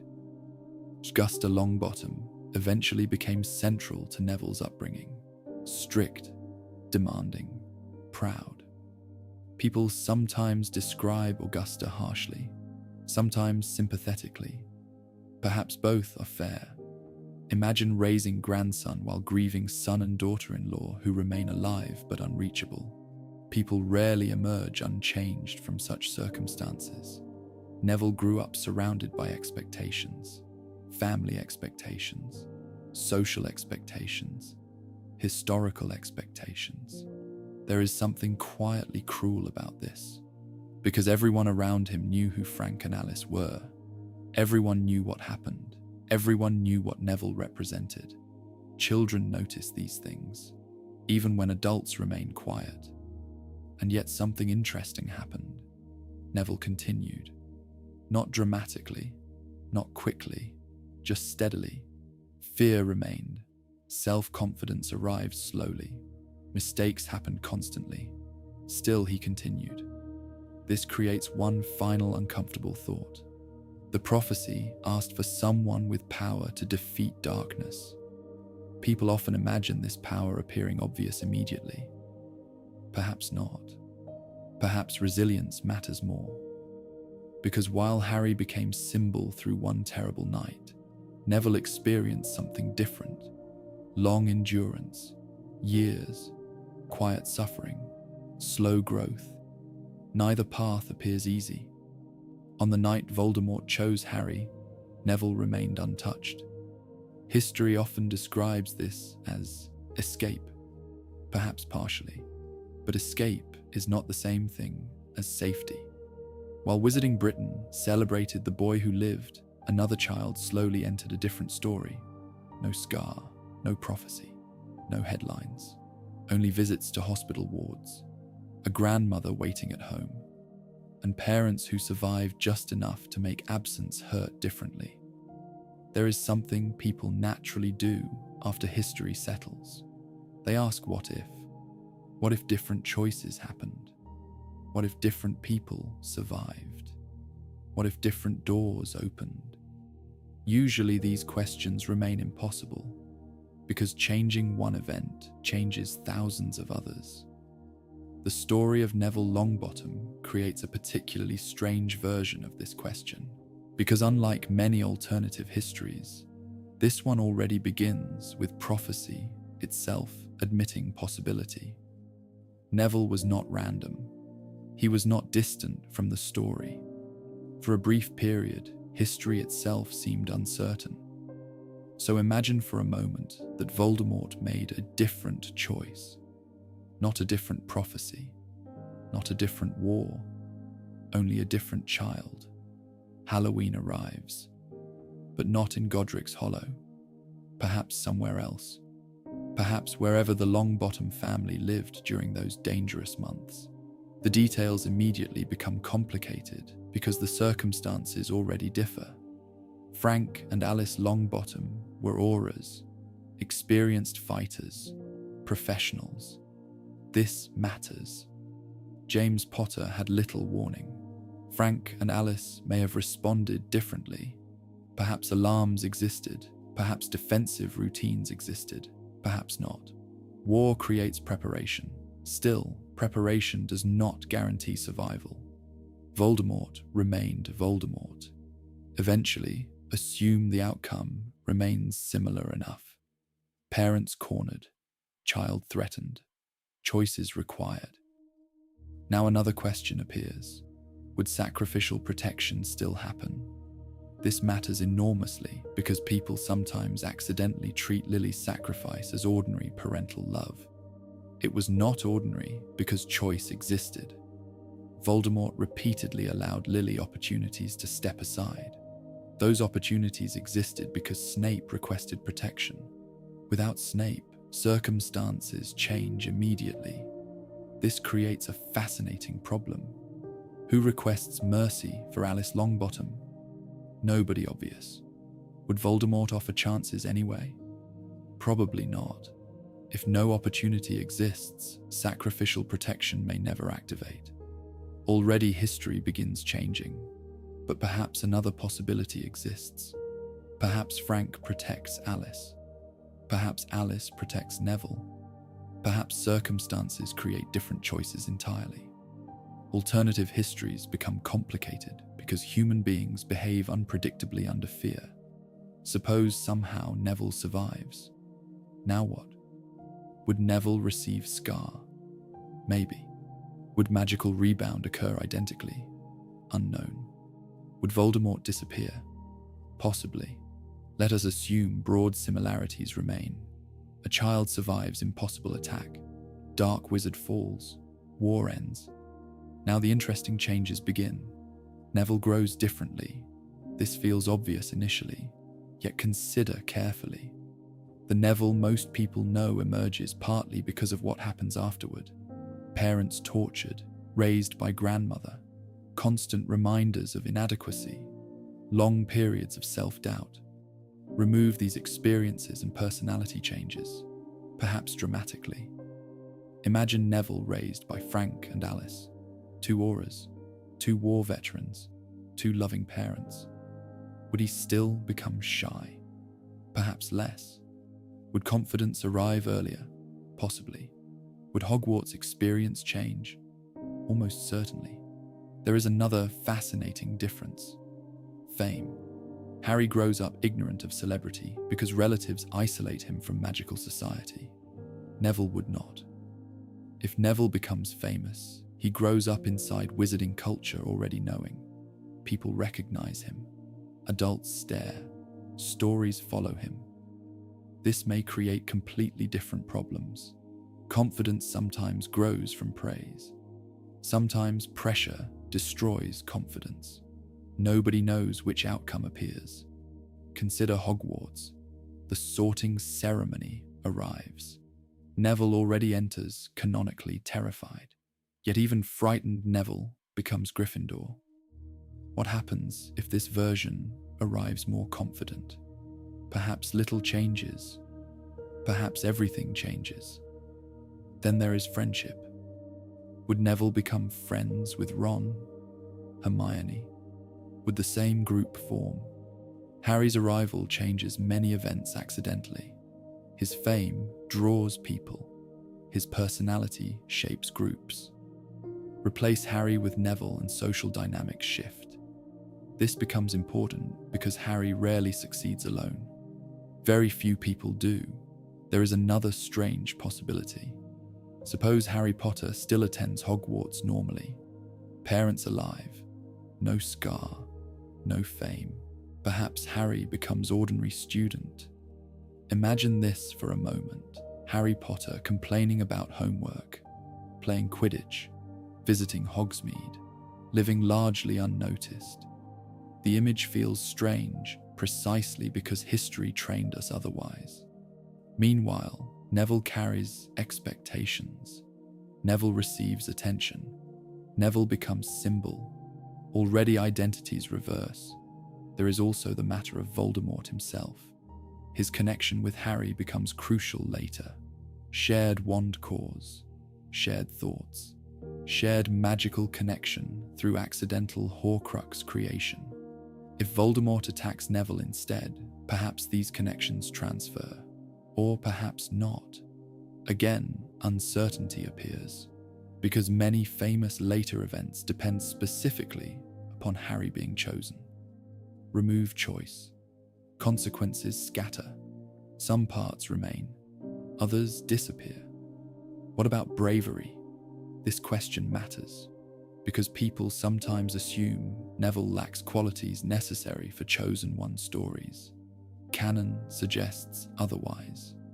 Remember later Neville, standing against friends during first year, joining resistance movements, leading occupied Hogwarts, walking toward impossible battles despite fear, pulling sword from hat, destroying final Horcrux. These actions belong to Neville already. The difference may simply be timing. Harry's growth begins earlier, because crisis arrives earlier. Neville's growth appears slower, because life shapes him differently. There is perhaps the most interesting possibility of all. Maybe Neville succeeds faster. This sounds strange, but remember, Neville's greatest weakness often appears confidence rather than courage. Remove years of emotional damage. Add supportive parents. Add earlier belief. Who exactly emerges? Nobody knows. Perhaps that uncertainty explains why alternative histories remain compelling. Because Neville never feels impossible. He feels plausible. Still, there is something important to remember. Alternative histories create temptation. People begin searching for better outcomes, cleaner outcomes. Perhaps Neville with loving parents defeats Voldemort more easily. Perhaps Harry lives peacefully. Perhaps everyone survives. History rarely promises kindness. Different choices create different suffering, not less suffering. Somewhere inside all these possibilities remains one simple truth. Voldemort chose Harry, not because Neville could not become dangerous, not because Neville lacked courage, not because prophecy excluded him, simply because one frightened man made one decision, and every future afterward grew around it. There is a temptation, when discussing Neville Longbottom, to describe him as the other possibility, the backup choice, the child prophecy almost selected. But this description quietly creates a problem, because Neville's story does not behave like someone irrelevant. Again and again, history keeps placing him near important moments. Again and again, he keeps moving forward. And eventually, something strange becomes impossible to ignore. Perhaps Neville was never outside the story at all. The first years at Hogwarts do not immediately suggest greatness. When Neville arrives at school, confidence appears fragile. He loses things, forgets passwords, struggles academically, feels intimidated easily. Teachers sometimes overlook him. Classmates sometimes underestimate him. This version of Neville becomes important because it shapes expectations. People begin assuming they understand who he is. The quiet boy, the nervous boy, the boy constantly searching for his toad. Yet underneath these small moments, other patterns already exist. During first year, Neville performs one of the earliest acts of courage in the series. Not against monsters, not against dark wizards, against friends. Harry, Ron, and Hermione attempt leaving Gryffindor Tower at night. Neville tries stopping them. He knows they are friends, knows they may become angry, knows he will probably fail. He acts anyway. People often overlook this scene because bigger events follow. Yet Dumbledore later says something interesting. Standing against enemies requires courage. Standing against friends sometimes requires more. This line matters because it describes Neville surprisingly well. Courage appears early. Confidence arrives later. The difference becomes important. Years pass. The wizarding world grows darker again. Harry increasingly becomes center of events. Meanwhile, Neville continues existing slightly outside spotlight. Yet whenever pressure increases, Neville slowly moves closer. During the battle at the Department of Mysteries, Neville joins willingly. Remember this carefully. He is young, undertrained, afraid, yet enters battle against Death Eaters anyway. Something else happens there. Bellatrix Lestrange appears, the woman responsible for destroying his family. Neville faces her, not successfully, not heroically in traditional ways, but he faces her. This detail matters because trauma often creates avoidance. Neville repeatedly moves toward pain instead. Later years continue this pattern. He joins resistance groups, participates in dangerous activities, accepts punishments, keeps returning. People sometimes describe bravery as absence of fear. Neville repeatedly proves something different. Fear and bravery often exist together.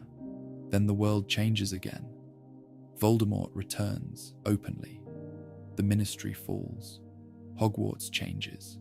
Students disappear. Teachers become threats. This period matters enormously because something interesting happens. Harry leaves. Neville stays. During Hogwarts occupation, Neville gradually becomes one of Resistance's central figures. This version of Neville feels different, not because personality changes completely, because circumstances finally demand visible leadership. He helps rebuild Dumbledore's army, organizes students, protects younger children, accepts torture repeatedly. Punishments become normal.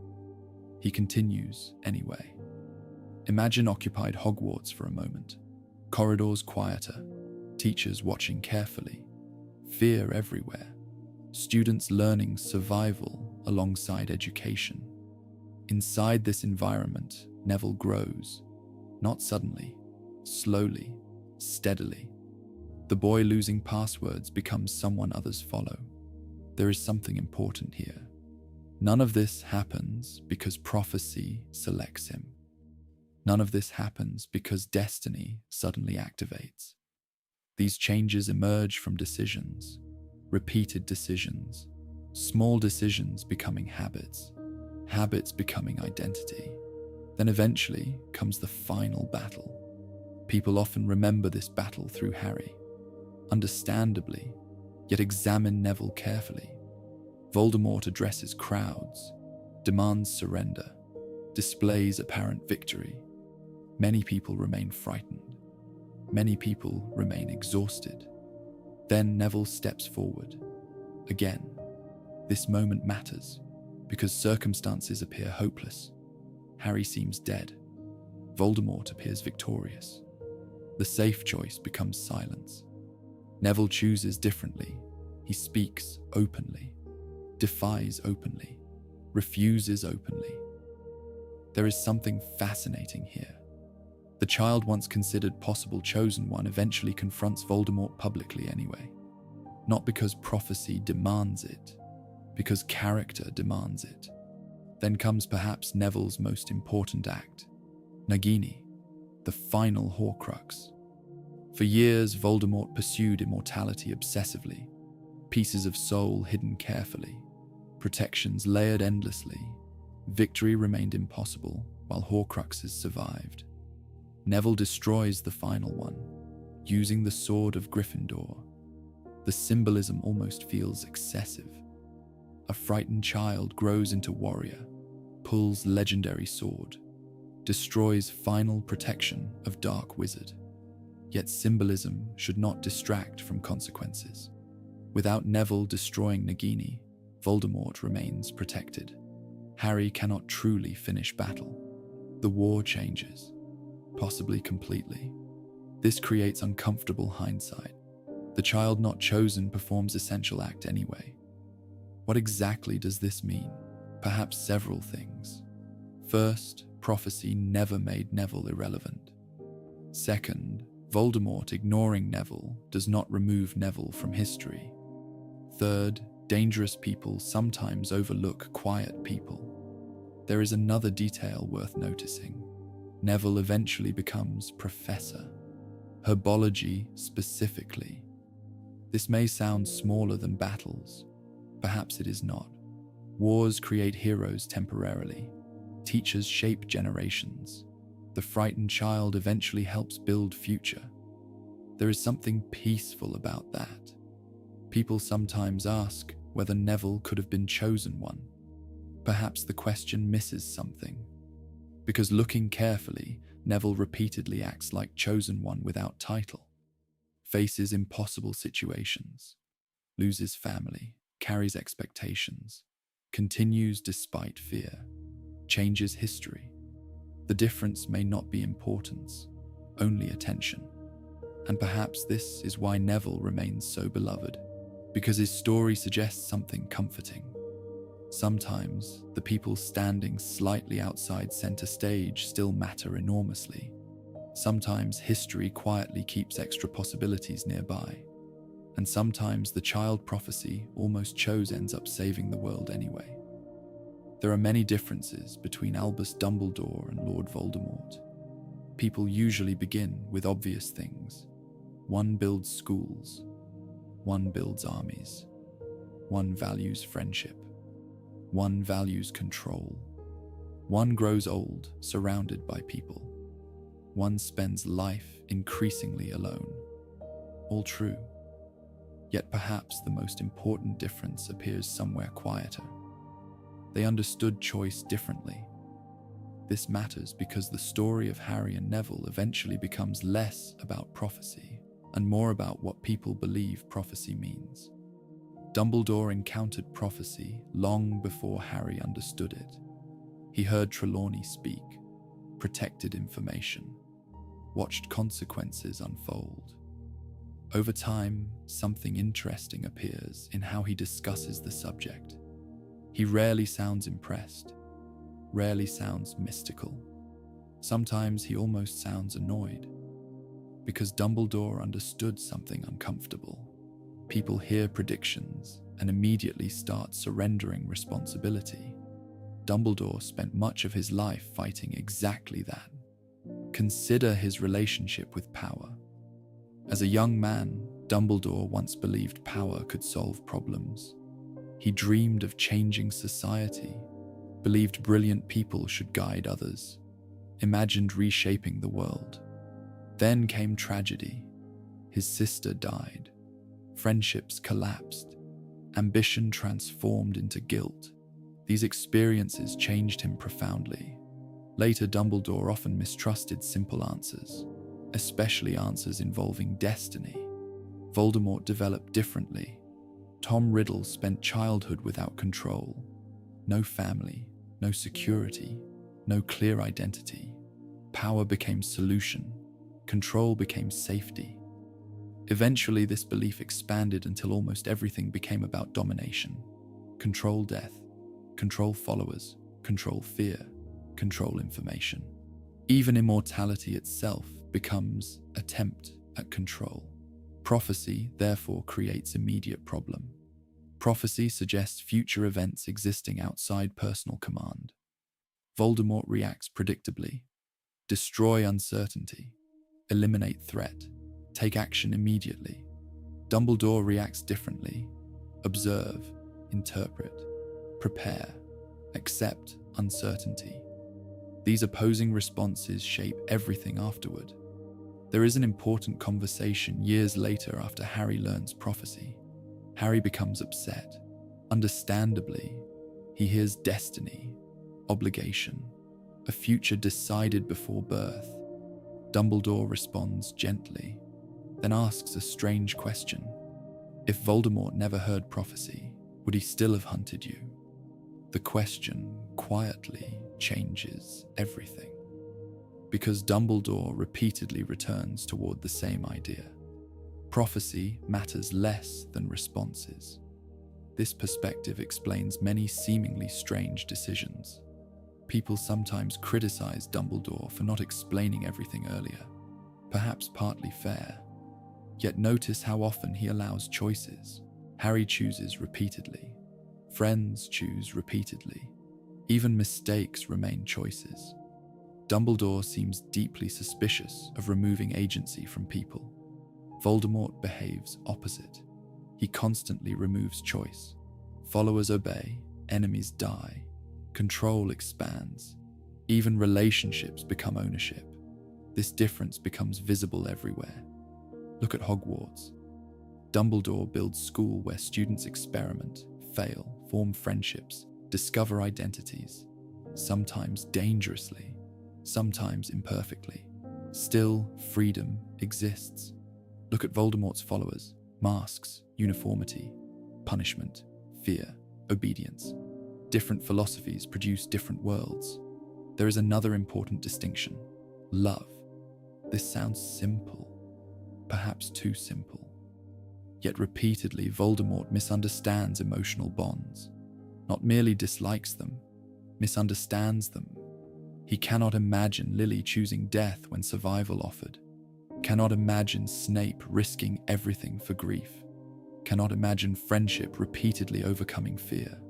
Dumbledore understands these things deeply, sometimes painfully, because he himself experienced loss repeatedly. Parents, sister, friends, students. Loss teaches different lessons depending upon person. Dumbledore learns humility. Voldemort learns avoidance. This difference becomes crucial when examining Harry and Neville. Why does Dumbledore never insist Harry was unquestionably destined? Because he understands alternatives existed. Why does Voldemort become obsessed? Because uncertainty feels intolerable. Imagine prophecy from Dumbledore's perspective. 2 children fit, future unclear, protection necessary. Imagine prophecy from Voldemort's perspective. 2 children fit, future unclear. 1 child must die. Same information, different conclusions. There is something quietly fascinating here. People often discuss intelligence when comparing them. Both extremely intelligent. Perhaps intelligence matters less than worldview, because worldview determines interpretation. Dumbledore sees possibility. Voldemort sees threat. Dumbledore sees relationships. Voldemort sees weaknesses. Dumbledore sees choices. Voldemort sees obstacles. Eventually, these philosophies shape the entire war. Harry repeatedly wins, not because stronger, magically. Often he is not. He wins because relationships create options Voldemort cannot predict. Friendships, sacrifices, loyalty, mercy. These things appear irrational from Voldemort's perspective, which means he repeatedly misunderstands them. There is another subtle difference. Dumbledore accepts mistakes, reluctantly, painfully, still accepts them. Voldemort refuses mistakes. Failure becomes someone else's fault. Information becomes distorted. Followers become disposable. People unable to admit error struggle learning. This becomes important because prophecy may have offered Voldemort opportunities to reconsider. 2 children fit.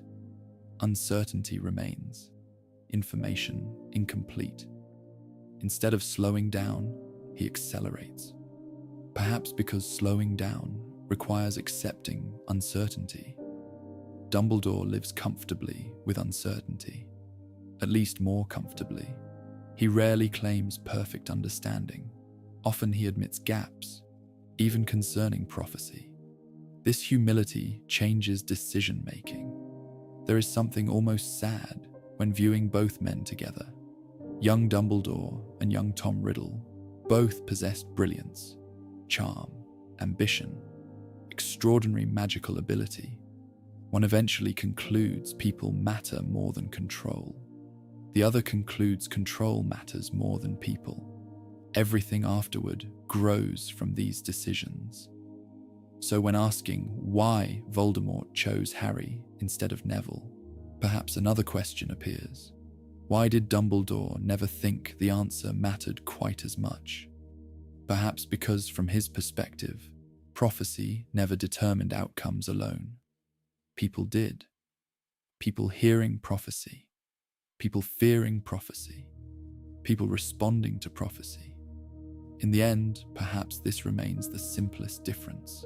Voldemort looked at the future and demanded certainty. Dumbledore looked at the future and prepared for possibilities. Only one of them understood how human beings actually work. After everything else is removed, after battles and prophecies and ruined houses and famous names, one question remains. Was Harry really chosen? The answer appears obvious at first. Of course he was. He survived. He carried the scar. He fought Voldemort repeatedly. He fulfilled prophecy. History itself seems to answer immediately. And yet, when looking carefully, certainty becomes more difficult. Because the story begins strangely. Prophecy describes possibilities, not names. 2 children fit. 2 families fit. 2 futures briefly exist together. Already certainty becomes weaker. Then Voldemort hears incomplete information, not full prophecy, not perfect knowledge, fragments. He investigates, becomes afraid, eventually chooses. Choice appears again. Always choice. Imagine pausing history at this exact moment, before Godric's Hollow, before scars, before ruined houses. Could anyone confidently point toward Harry instead of Neville? Perhaps, perhaps not. This uncertainty matters because hindsight quietly rewrites stories. People prefer inevitability. Inevitability feels orderly, comforting. If Harry was always destined, then history becomes easier to understand. If Harry became important partly through accumulated choices, history becomes messier, more human. There is another detail worth considering. Harry himself rarely behaves like someone believing destiny guarantees success. He doubts constantly, feels afraid constantly, makes mistakes repeatedly. Sometimes victories happen through preparation, sometimes luck, sometimes help from friends, often all together. This matters because chosen one stories usually create distance. Harry often feels remarkably ordinary, hungry, confused, lonely, stubborn. Perhaps this ordinariness explains why people connect with him. Neville creates further complications. Because if Neville remained completely irrelevant, questions disappear. Instead, Neville repeatedly returns, fighting, leading, surviving, changing outcomes, destroying final Horcrux. History refuses removing him completely. It keeps reminding us another possibility existed. There is something interesting hidden here. Perhaps prophecy never selected individual person. Perhaps prophecy created conditions. Children born during war, families resisting darkness, choices accumulating. Then people moved through those conditions differently. Harry receives scar. Neville receives different suffering. Both respond. Different paths. Similar courage. Consider Harry's most important moments. Walking into forest willingly. Saving friends repeatedly. Refusing power repeatedly. Showing mercy repeatedly. None of these actions automatically emerge from prophecy. These emerge from decisions. Again, choice. Then consider Voldemort. His important moments also involve decisions. Hearing prophecy, believing prophecy, choosing Harry, attacking, returning repeatedly, obsessing repeatedly. Prophecy may begin story. People continue it. There is perhaps a simpler way to ask the question, what exactly does chosen mean? Chosen by prophecy. The prophecy never names Harry. Chosen by magic. Magic reacts after choices happen. Chosen by Voldemort, certainly. Chosen by circumstances, also yes. Chosen by countless decisions made by countless people, probably. The answer becomes less satisfying, and perhaps more true. There is something quietly sad about Voldemort in all this. He spends enormous effort attempting control, immortality, power. information, fear. Yet one frightened decision gradually builds the person who destroys him. Not instantly, slowly. Year after year, he chooses enemy, creates symbol, creates story, creates resistance. The child becomes important partly because Voldemort cannot stop making him important. Meanwhile, Neville exists nearby like reminder. History could have moved differently, not infinitely differently, but differently enough. This perhaps explains why the question never disappears. Why Harry instead of Neville? Because one frightened man believed certainty existed where uncertainty remained. Because incomplete information met fear. Because psychology met prophecy. Because choices accumulated. There is another possibility too. Perhaps asking whether Harry was really chosen misses something. Perhaps the more interesting question asks whether anybody ever truly is. The wizarding world often searches for exceptional people, special blood, special destinies, special prophecies. Yet again and again, its history quietly suggests something else. Ordinary people make decisions. Those decisions create history.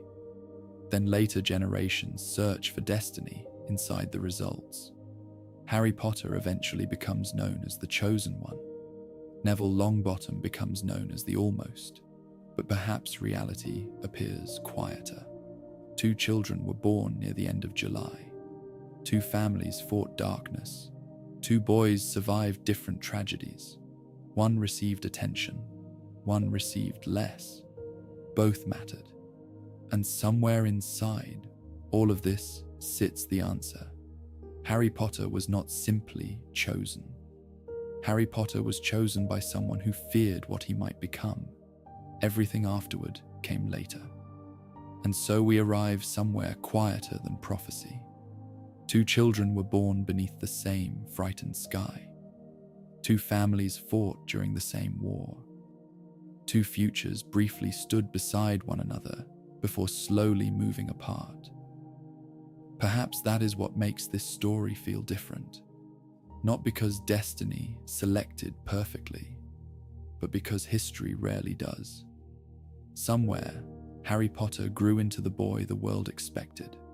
Somewhere else, Neville Longbottom quietly became someone the world did not expect.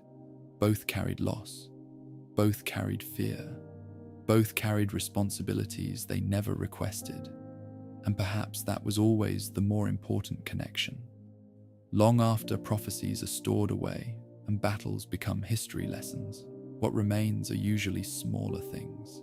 Friendships, choices, moments when frightened people decide to continue anyway. Perhaps Voldemort spent too much time searching for the child who would destroy him. Perhaps he should have spent more time understanding why ordinary people continue resisting darkness at all. For now, though, the castle grows quiet again. The candles burn lower, the corridors empty, and somewhere beyond sleeping portraits and silent towers, 2 boys born at the end of July finally rest.